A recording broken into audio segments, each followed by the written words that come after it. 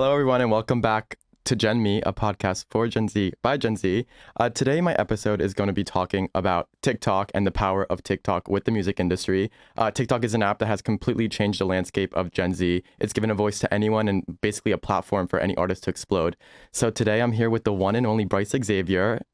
Hello, everybody. Welcome, Bryce. Thank you for having me, buddy. So Bryce started off on Musical.ly and Yes. kind of his singing career kind of took off after that. So Bryce, if you just want to introduce yourself a little bit and just tell me about, well, I know you, you're one of my good friends, but exactly. tell the fans. No, so I started off on Musical.ly and Instagram just by posting like covers and stuff like that, videos of me with just music that wasn't my own, basically.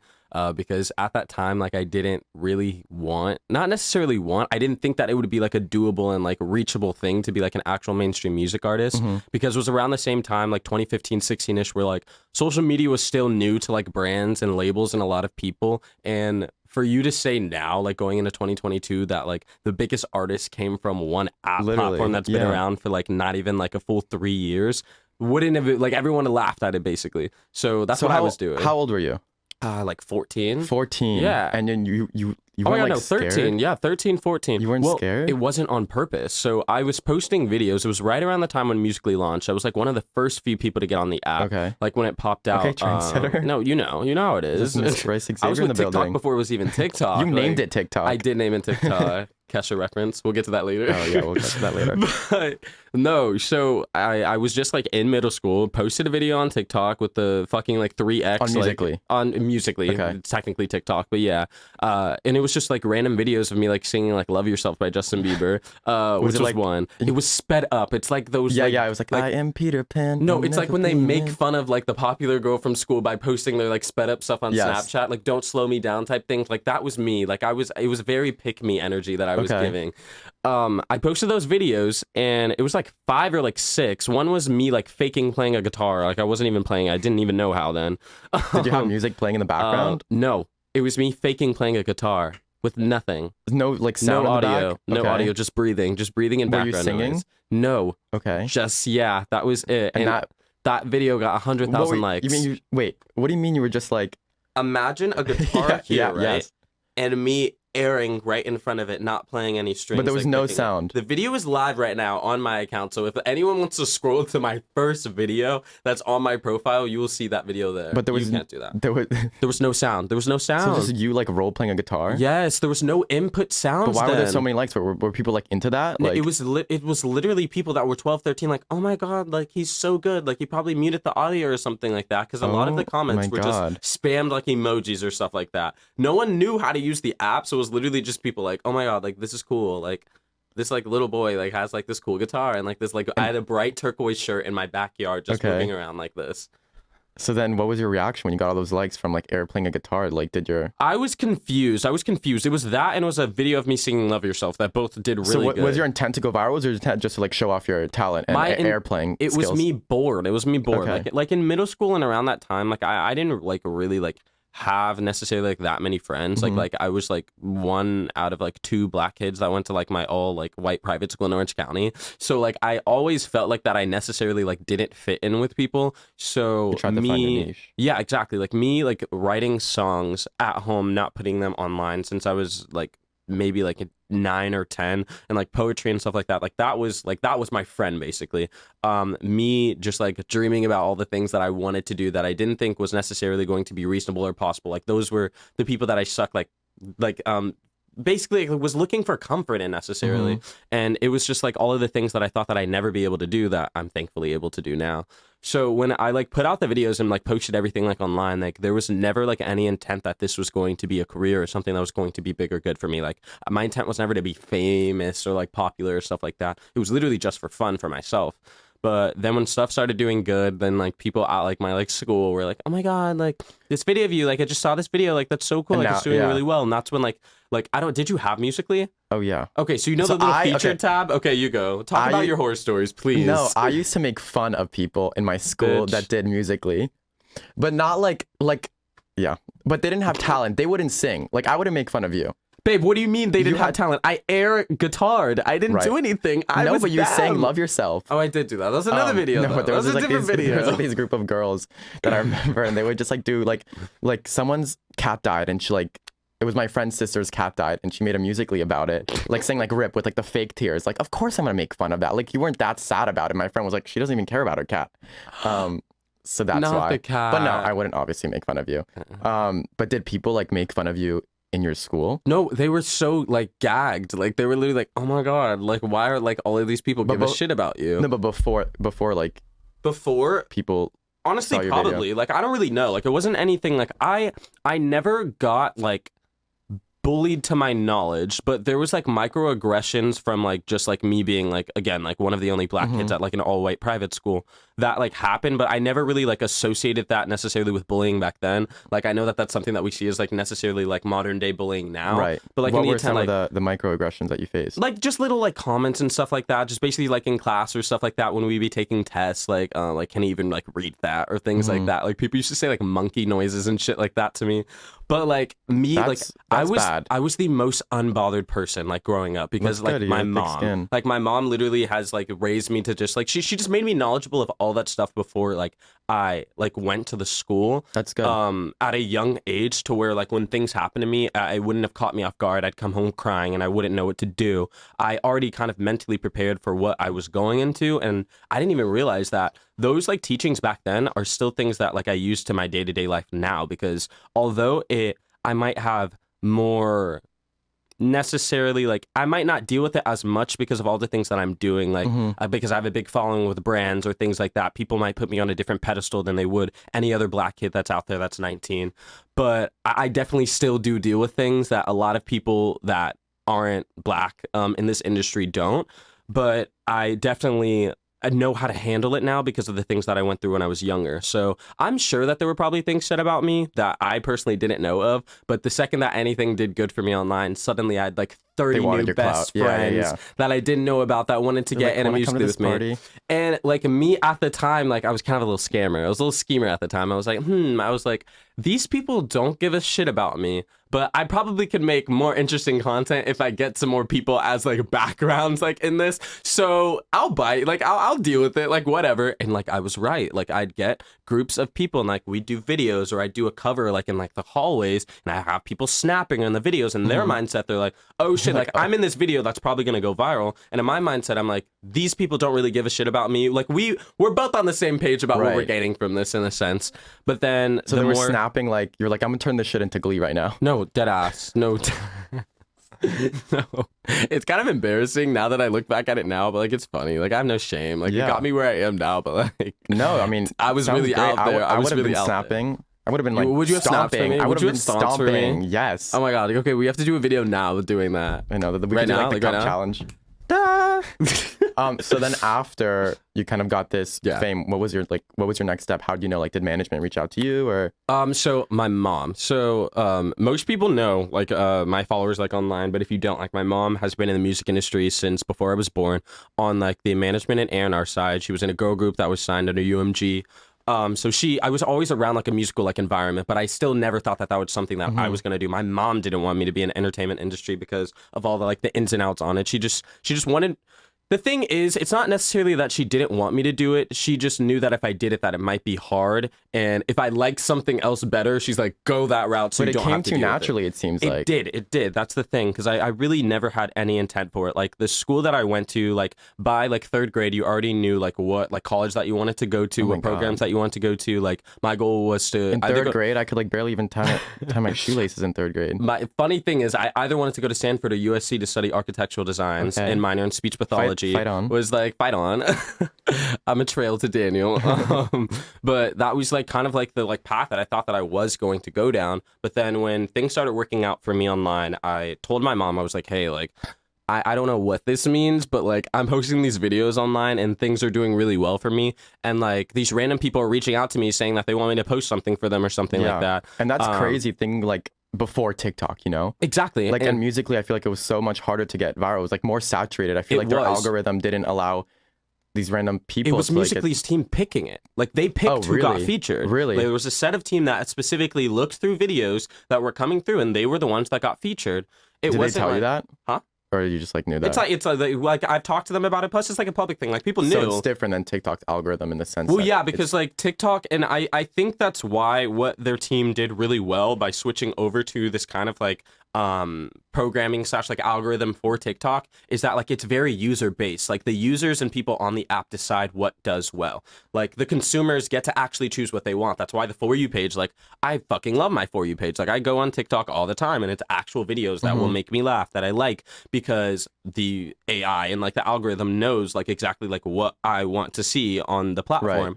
With Musical.ly, it was a bit different because it's like they picked what they thought people wanted to see. Yeah. But it worked for a while because the thing is, no one really knows what they want to like digest until they see it. The thing is, we wouldn't know what type of TV shows, songs we want to listen to unless we listened to something that was similar to it. My favorite artists, I wouldn't know if I'd like Taylor Swift as a whole, if I didn't listen to a Taylor Swift song to kind of give me that conclusion. So on Musical.ly, they would basically decide like, hey, like for like dance videos, like dance videos were the only thing that were getting featured for like months, like at a time. Who were like the dancers? Dance videos at the time.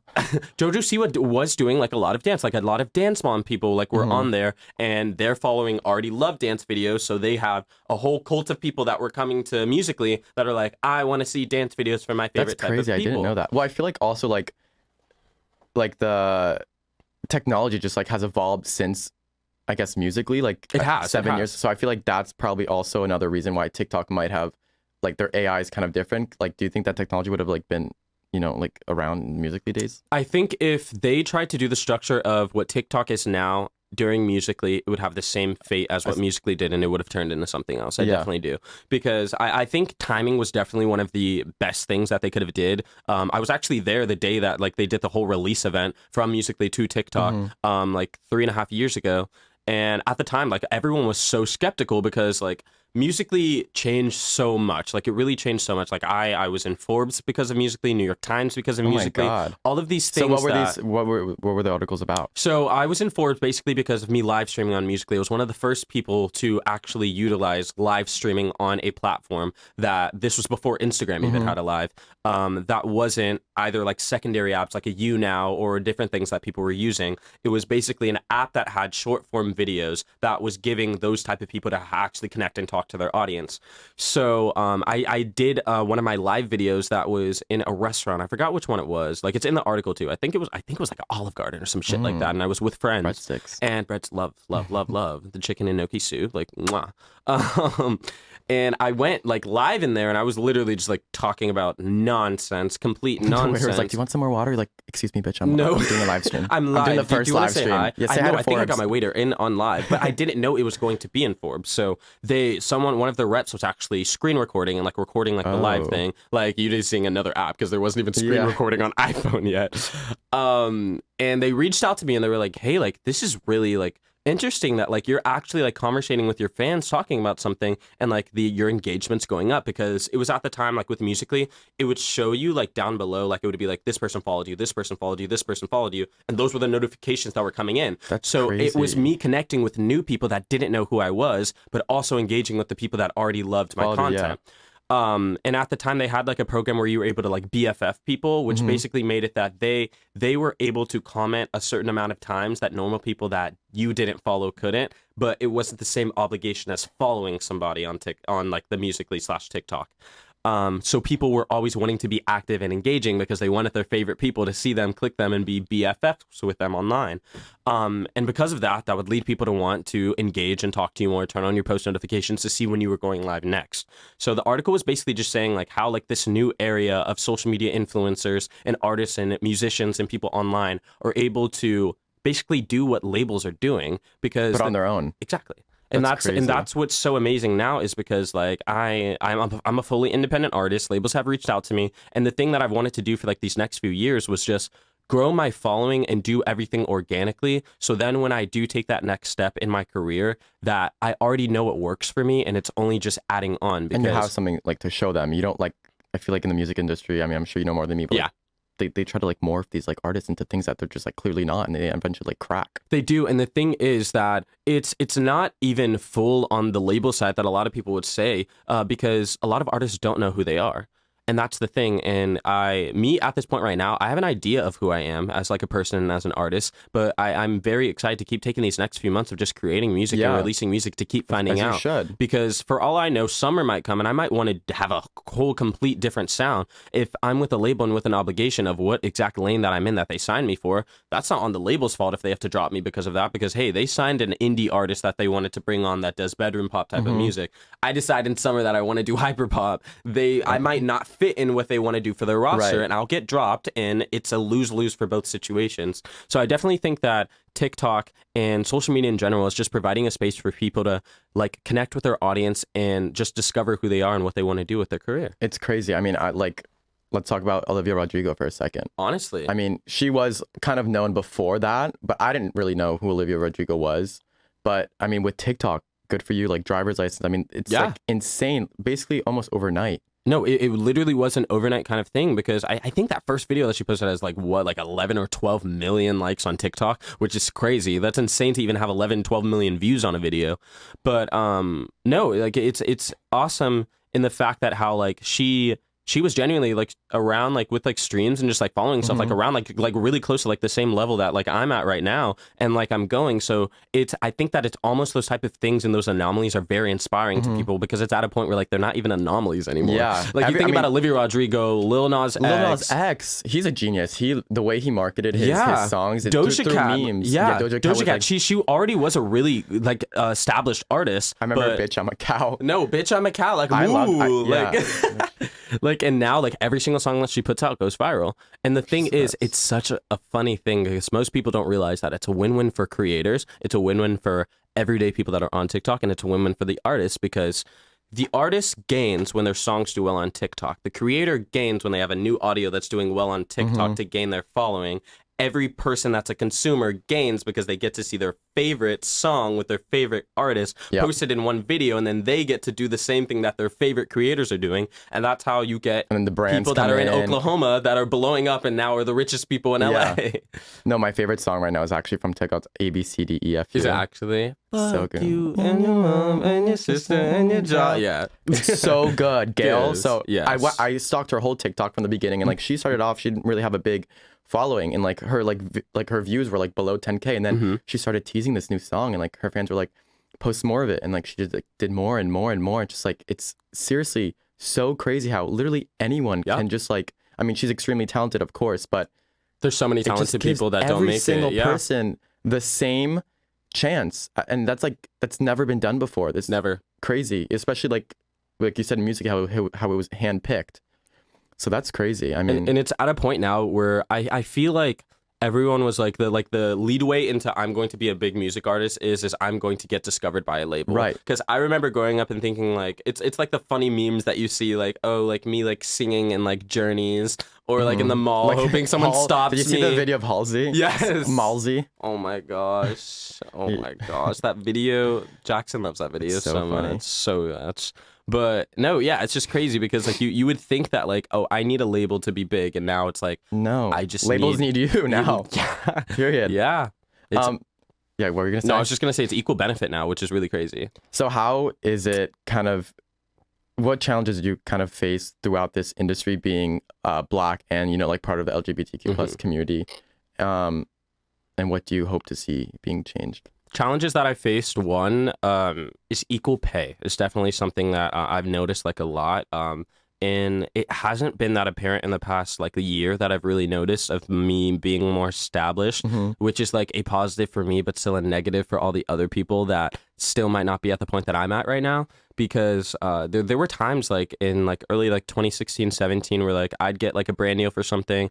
I'd be around like, I think I was around like 30 or 40,000 followers like on Instagram, and So your followers on Instagram translated, they came directly from Musical.ly, right? It was back and forth. So this is actually the funniest thing that I've been so strategic my whole career since I've been in the limelight, where I knew that I couldn't just be established or big on one platform.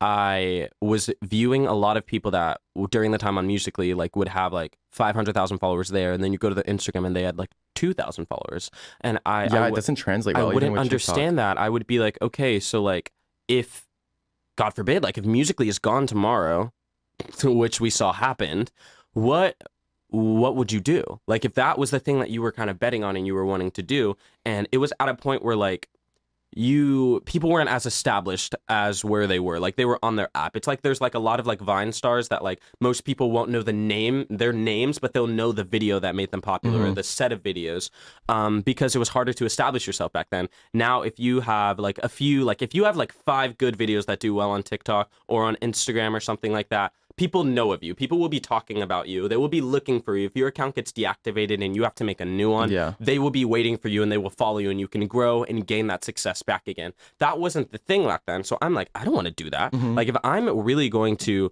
full-fledged like go homeschool, which I did after middle school when I started like gaining like a big following. I was like, I want to do online school. I told my mom, I was like, I really want to give this 100%, and I don't think that I could do that with 6 to 8 hours being taken out of my full day.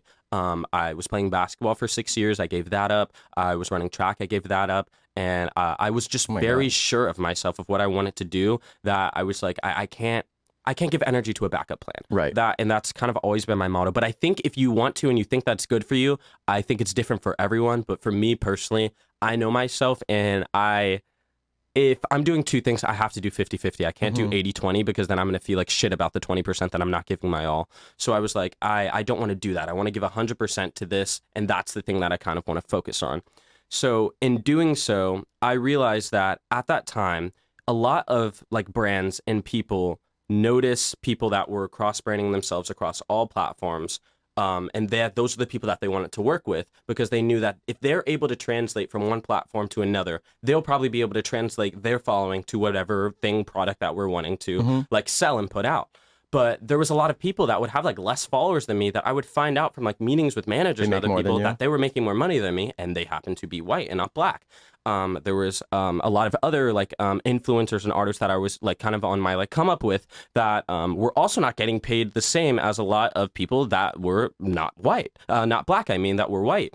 And not even just white, just like weren't black. So do you ever address that to your sponsors of the brand? 100% I have. 100% I have.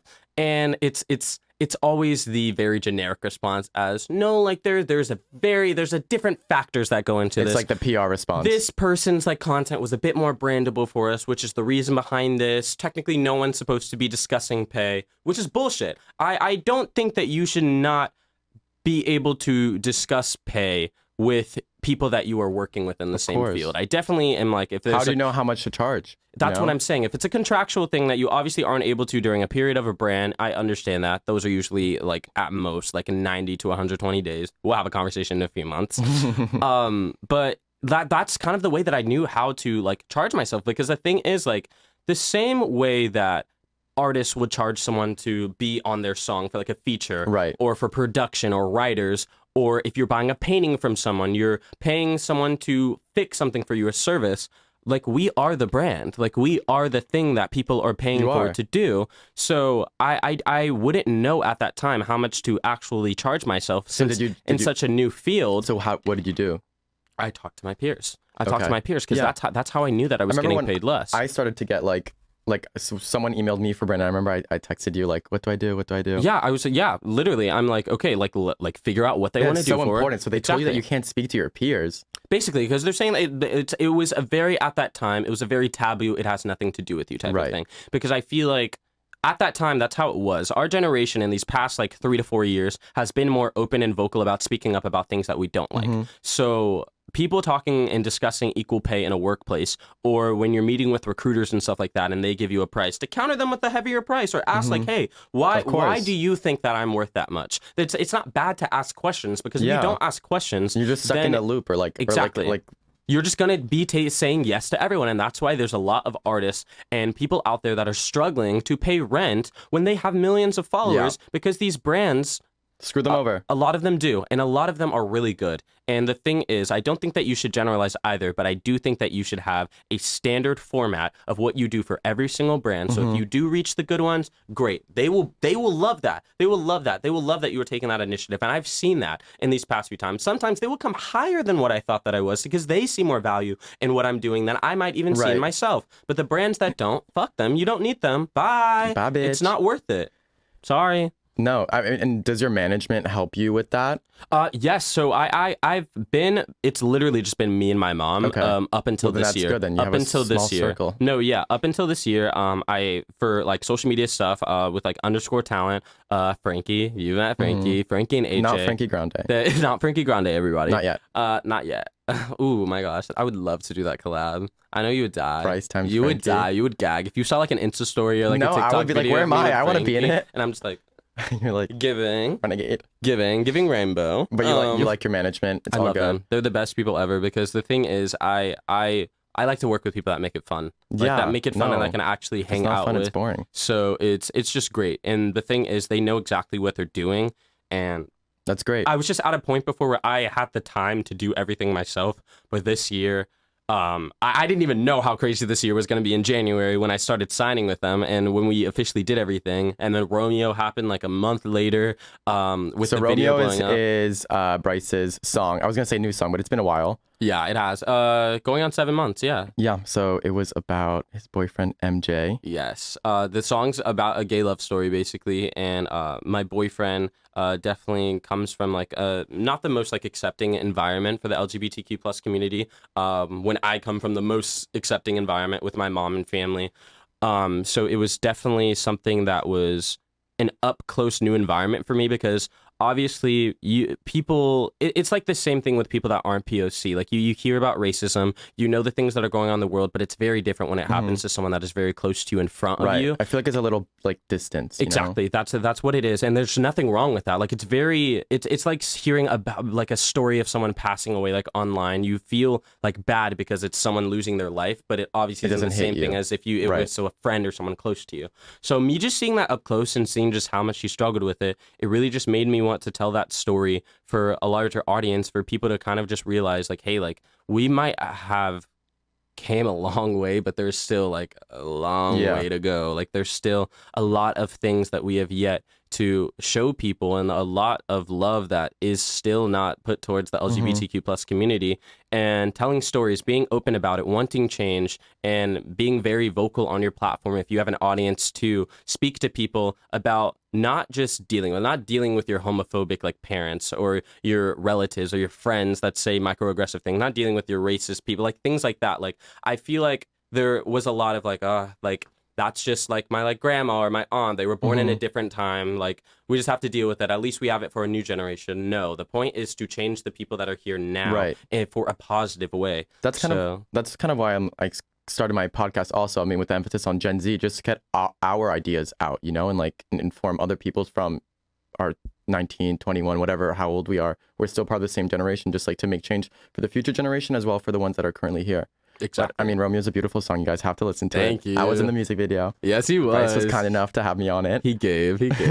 So speaking about management and like when you've been in... I know where this is going. Yeah.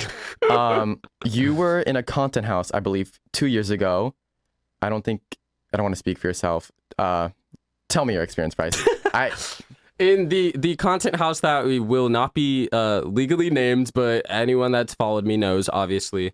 It definitely wasn't something that was for me, but it was a great learning experience for me. That's something, and like every single good or bad thing that's happened to me over the last like 1.5 to 2 years, I've really taken as a lesson, and that definitely was the biggest one ever. So this was before you had your current management? This was before I had my current management. It was just me and my mom. This is before I was still like getting my like foot out there with like music and stuff like that. Like I had like 2 songs that were at like 500,000 streams. So like I had my like foot out there in music and stuff that I was doing. Definitely not like anything that I'm like doing now. But I thought that it would be a good thing to kind of like grow my audience to be out there, because during the whole like content house like era, and, like so wave, pause quickly for people that don't know, content houses are basically these groups or people kind of get all these creators together and house them in the same house and just kind of churn out content in order to garner attention for the house as a whole and also for their individual things. You said that so perfect. That was amazing. That's a better explanation than I could have Can you ever feel like given. my journalism major coming out? No, that was so good. Ooh, lawyer. Okay. Oh my God. No. I'm kidding. No, I can't no, do law literally school. no. But no, yeah. So it definitely wasn't for me. Mhm. It definitely was not for me.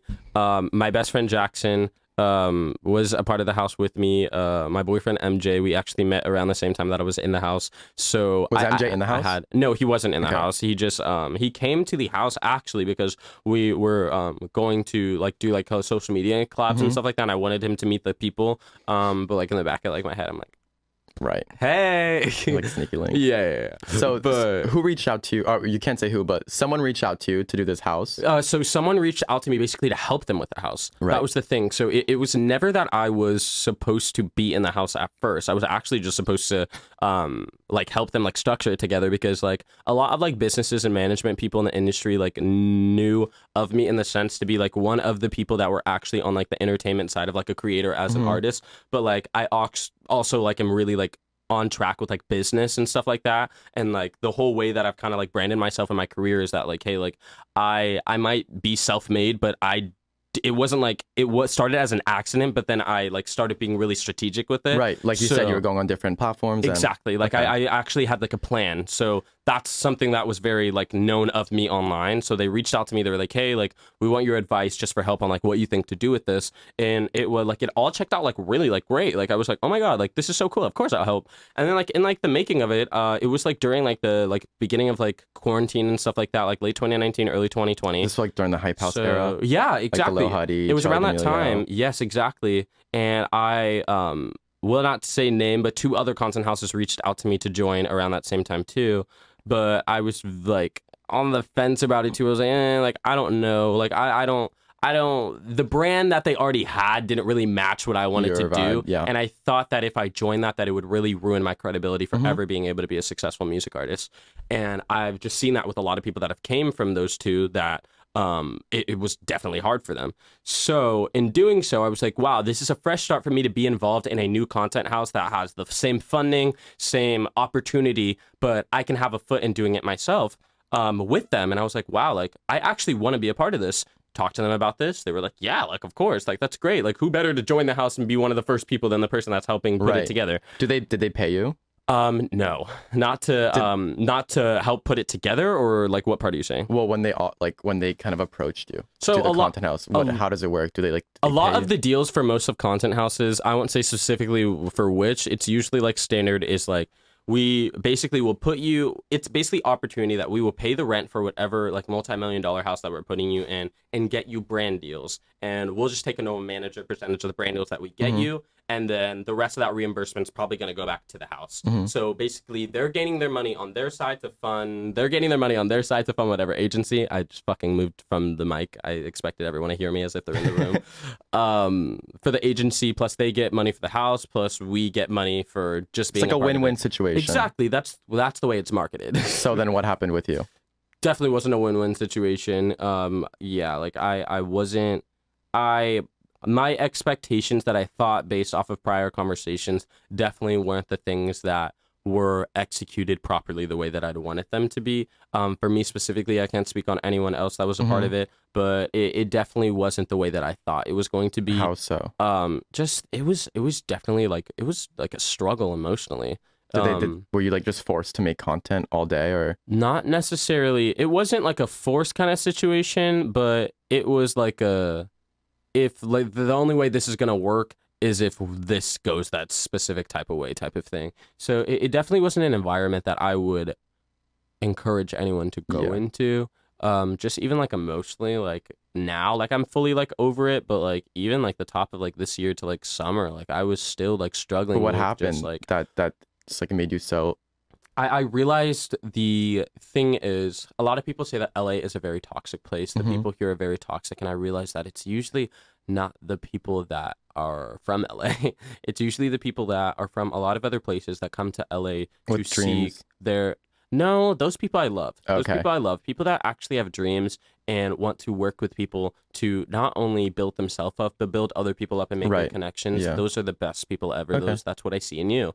That's But so sweet. a Thank lot of you. other people, they want to take from people. They see people thriving, they want to take that for So themselves. they try to take. keep going, and they tried. They didn't succeed. But how they like? Can you give me an examples? Time is something that is very priceless in this industry. Timing is something that is, if you have that on your hand, you kind of can do everything. Like if you have the So did they just like force ability- you to stay there? it necessarily wasn't like a force to stay there situation. It was more of a situation where like if everyone is not here doing everything at these exact times, this isn't going to work for everyone, and it's going to be a lose situation. And obviously no one wants that. No one wants it to be a situation where, Dan, like this planning, like we planned this for like 4 or 5 months before we even moved in together. So no one wants half a year to go to waste over someone wanting to go out or do something that's not business related. So we're like, damn, like, all right, let's do this. But it was definitely a situation where a lot of people that were a part of it were those type of people that were takers too. And those definitely were a lot of people that were like my friends. Like though I saw them as being my friends. Like we lived together for almost a year. We knew each other online for But it was half a more year. just like, When really it was like you had different ideas coming into this house than I did, and you really portrayed yourself as something that you weren't. And the lesson that I learned from that is to just always have your guard up. That's Definitely good. always have your guard up. Well, I'm proud That of doesn't you. mean cover your heart from people and not make friends or make relationships or stuff like that, but just always be aware in the back of your head of the situations that have happened to you to just never let them happen again. And then how did you get out of it? Was you just like waited I till it was left. over? I left. Love that.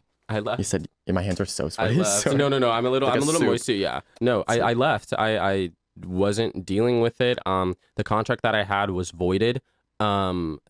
In an attempt for another reason. And I was asked to stay. I did not want to stay, and I left. And I was told by a lot of people that were a part of it on the back end, people that were just peers that have been to the place, that I wasn't going to be anything. My music wasn't going to be successful. That if I left, that And you my left, you career dropped would be down Romeo. and all this stuff. And look at me now. Literally On look at me Gen now. Me. No, seriously, seriously. Like if I sleep very comfortably knowing that all of the people that didn't believe in me a year and a half ago are now the same people that I see watching everything that I do every step of the way. And you're in your brand new house that I you am just in my bought. brand new house that I just bought. Thank you. Bryce just bought literally like last week. I just saw you post it. No. Yes, I did. The 10th. What's today? It's 6 days ago. Oh my 6 days. God. 6 days of being a homeowner. That's Has amazing. been great at 19. So I'm very grateful. Bryce. That's like seriously such a big accomplishment. Thank you. I appreciate that. Do you Thank have, you. Other than that, do you have any other cool opportunities or any projects coming up that you can talk about? Project, definitely working on a lot more music that is happening and coming up right now. I've been getting into the NFT and crypto space. Like, Yes, a lot I want to get recently. into NFTs. We need to talk about that. So Okay. I actually have, I'm working with a company, Tacti, for their haptograms that they're doing for actual NFTs that are launching some other cool stuff that's coming with it. And my NFT that I did with them actually goes for sale tomorrow. Very excited about that. How many Ethereum or So I can't Okay, say okay. yet until It like launches. yeah. Okay. Well, Bryce, thank you so much for being here and talking about your experiences on TikTok and Musically and how it kind of helped you grow as an artist. Thank you so much for having me. I appreciate it. And everyone can check out what I'm doing everywhere at Bryce Xavier, Xavier, on all platforms.